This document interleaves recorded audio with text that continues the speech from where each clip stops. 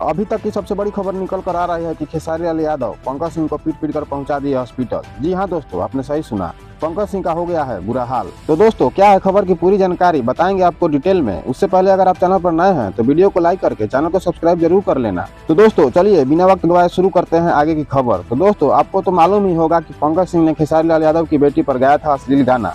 तो दोस्तों, इसी को लेकर भोजपुरी के सभी कलाकारों ने दी थी पंकज सिंह को चेतावनी कि अगर तुमने ये गाना डिलीट नहीं करवाया तो मारेंगे बहुत मार। साथ ही साथ मगहिया जवान ने भी दिया था पंकज सिंह को यही चेतावनी।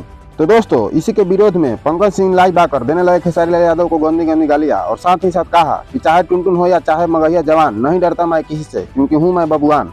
तो फिर क्या, इसी बात को लेकर मच गया बवाल। खेसारी लाल यादव आ गए गुस्सा में और अपने पूरी टीम के साथ पहुंचे पंकज सिंह के घर।